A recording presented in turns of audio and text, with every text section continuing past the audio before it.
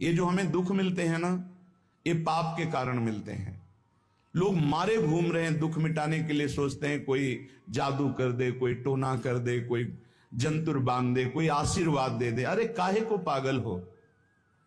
यदि तुम अच्छे आचरण करते हो, भगवान नाम जप करते हो, सद धर्म से चलते हो, तो तुम्हें किसी से आशीर्वाद मांगने की जरूरत नहीं। बात मान लीजिए, प्रार्थना मान लीजिए। दिखावे में लाखों लोग अपने जीवन को नष्ट करने के लिए तैयार हैं। ये माया का ही तो दिखावा है जिसमें जन्म के जन्म हमारे नष्ट होते जा रहे हैं। सत्य मार्ग को क्यों नहीं पकड़ते हो? किसी के आशीर्वाद की जरूरत नहीं आपको आनंद प्राप्ति के लिए।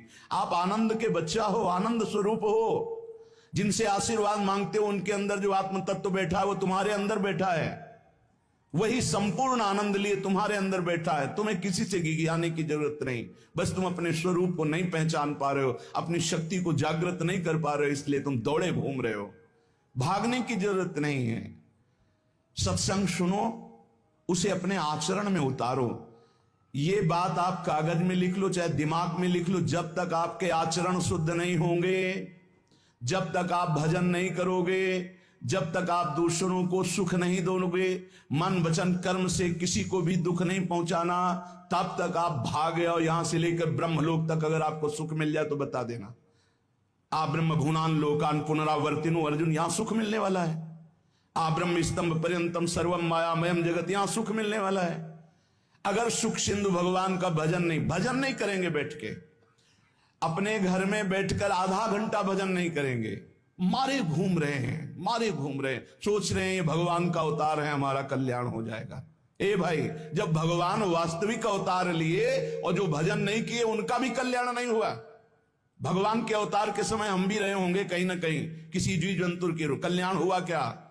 अब भजन करोगे तो कल्याण हो जाएगा। हमारी बात मान लो।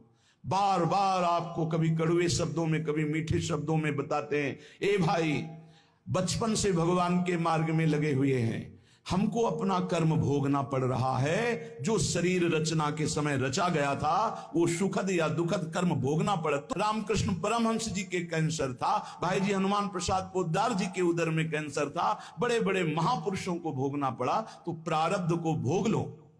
ये भोगने की सामर्थ्य नाम जप से आ जाएगी, और नाम जप करके जन्म मरण के चक्र से मुक्त हो जाओ। मान लो मेरी बात। क्या वृंदावन की परम पावन रज से बढ़कर त्रिभुवन में कोई रज है? इस रज में बैठकर तुम्हें आनंद नहीं मिल रहा तो कहां मिलेगा तुम्हें?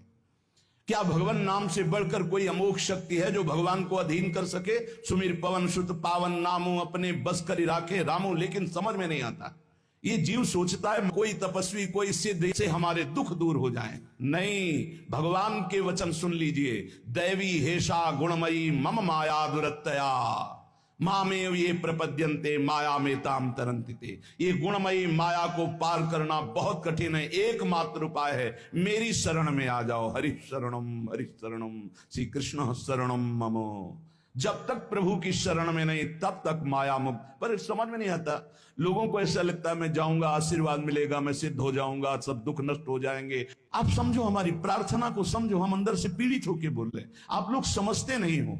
भगवान का भजन किए बिना कहीं भी भाग के चले जाओ, आपको शांति नहीं मिलेगी प्यारे। और घर में बैठकर यदि भजन करोगे तो घर तीर्थ हो जाएगा। घर में भगवान पधारेंगे, आप आनंदित हो जाओगे। संत संग का फल होता है भागना, मिट जाना।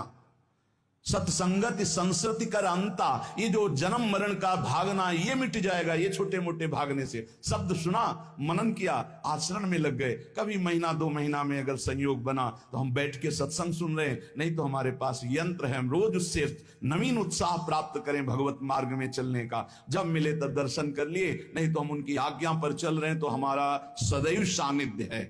भागने की जरूरत नहीं भाई, नहीं। थोड़ा चैन लो, थोड़ा शांति लो। भागने की जरूरत नहीं है।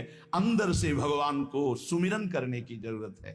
थोड़ा संयम में आओ। जिसको देखो मनमानी आचरण कर रहा है, सोचता है कोई संत महात्मा आशीर्वाद दे देंगे, तो तुम्हें संत महात्मा मिलेंगे ही नहीं। तुम करोगे पापाचरण तो संत महात्माओं का सानिध्य ही नहीं मिलेगा।